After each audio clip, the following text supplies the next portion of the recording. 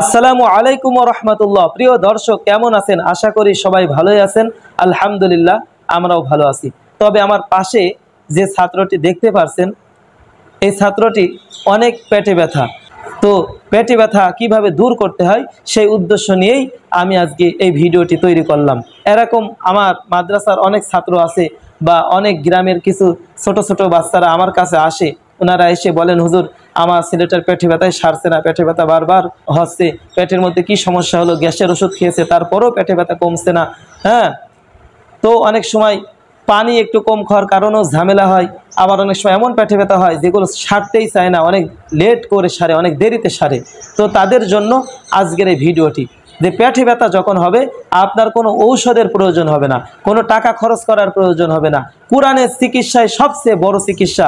আপনি যদি একটি ইমানদার মানুষ হয়ে থাকেন অবশ্যই আমার এই কথাটি বিশ্বাস করবেন যে কোরআনের চিকিৎসা সর্বোত্তম চিকিৎসা। তো আপনাদেরকে আজকে এই ভিডিওটি তৈরি করার উদ্দেশ্য এটাই যে আপনার সন্তানাদি বা আপনার পাড়া প্রতিবেশী কেউ যদি এমন অসুস্থ হয়, আপনিই পারবেন, কোনো হুজুর কিংবা কোনো মসজিদের ইমাম সাহেবের কাছে যাওয়া লাগবে না। আপনিই পারবেন এই সূরাটি তেলাওয়াত করে ইনশাআল্লাহ পেটে ব্যথা রোগটা দূর করতে। তো আমরা অনেকেই বিষয়টা পরিপূর্ণ বুঝি না বিধায় এই পেটে ব্যথা রোগকে সারতে পারি না। তো আসুন আমি আপনাদেরকে এই ভিডিওর মাধ্যমে পদ্ধতিটা শিখিয়ে দিচ্ছি। আপনি বাসায় এই দোয়াটি পড়ে এবং কিভাবে পড়বেন, কোন নিয়মে পড়বেন ইনশাআল্লাহ দেখানোর চেষ্টা করছি। তো ভিডিওটি স্কিপ না করে ধৈর্য সহকারে দেখতে থাকুন। তো ইনশাআল্লাহ ভিডিওটি শুরু করা যাক। প্রিয় দর্শক, এই যে আমার কাছে দেখতে পাচ্ছেন এক গ্লাস পানি। আপনি চাইলে অর্ধেক পানি নিলেও নিতে পারছেন। এক গ্লাস পানি লাগবে এমন কোনো বিষয় না, অর্ধেক পানি, যতটুকু ওই বাচ্চা পানি খেতে পারে ততটুকু। এখন এই বাচ্চাটা এক গ্লাস পানি খেতে পারবে বিধায় আমি এক গ্লাস পানি এখানে রেখেছি। তখন এই পানির মধ্যে সর্বপ্রথম আপনি কি করবেন, এই পানিটা সামনে রেখে সর্বপ্রথম কি করবেন, আগে প্রথম কথা হলো আপনার নিজের শরীরটা পাক পবিত্র রাখতে হবে, না হলে আপনি যত দোয়াই পড়েন কাজ হবে না। নিজের পোশাক আশাক শরীর পবিত্র থাকতে হবে। এরপরে আপনি যে কাজটি করবেন, সূরাতুল ফাতিহা, যেটা আমাদের সবার পরিচিত একটি সূরা, প্রায় সবাই পারেন। আমি মনে করি এই সূরাতুল ফাতিহা প্রায় মানুষই পারেন। তো সূরা ফাতিহার মধ্যেই এই রোগের শিফা রয়েছে। তো কিভাবে পড়তে হবে এটা অনেকেই জানেন না। তো ইনশাআল্লাহ অবশ্যই খেয়াল করুন।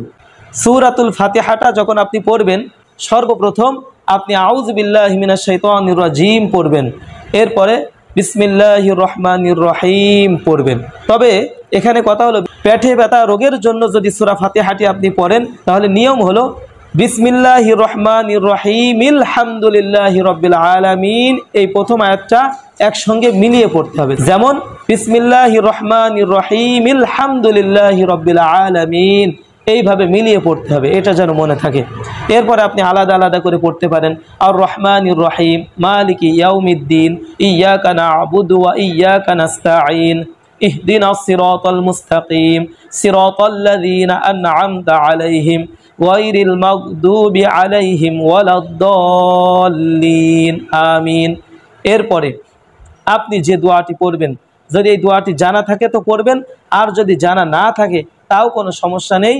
আপনি অবশ্যই সূরা ফাতিহাটা এইভাবে 3 বার পাঠ করে এই পানির মধ্যে ফু দিলেই ইনশাআল্লাহ যথেষ্ট।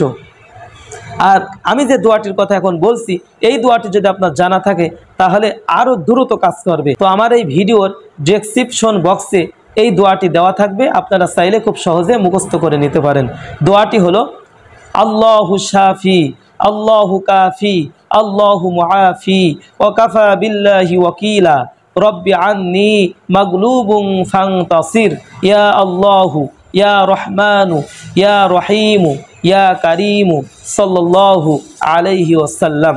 এই দোয়াটি আপনি পড়বেন, এটা 3 বার পড়বেন। সূরা ফাতিহাও 3 বার পড়বেন, আবার এই দোয়াটিও 3 বার পড়বেন। পড়ে গিলাসে আপনি 3টা ফুঁক দেবেন, দম নিয়ে নিয়ে 3টা ফু দিবেন গিলাসের পানির মধ্যে। এই পানিটা ইনশাআল্লাহ এত দ্রুত কাজ করবে আপনি বুঝতেও পারবেন না। আল্লাহু আকবার। আমি প্রমাণিত, এরকম অনেক বাচ্চা আমার কাছে এসেছে, তারাই আমার কাছে বলেছে, হুজুর আলহামদুলিল্লাহ আপনার এই দোয়ার কারণে, আপনার এই পানি পড়ে দেওয়ার কারণে ইনশাআল্লাহ আমার খুব ভালো কাজ করেছে, আমার কোনো গ্যাসের ওষুধ লাগে নাই, আমার খুব দ্রুত কাজ করেছে আলহামদুলিল্লাহ। তো আপনারাও একটু পরীক্ষা করে দেখতে পারেন। এটা পড়বেন বাসায় যেখানেই পড়েন।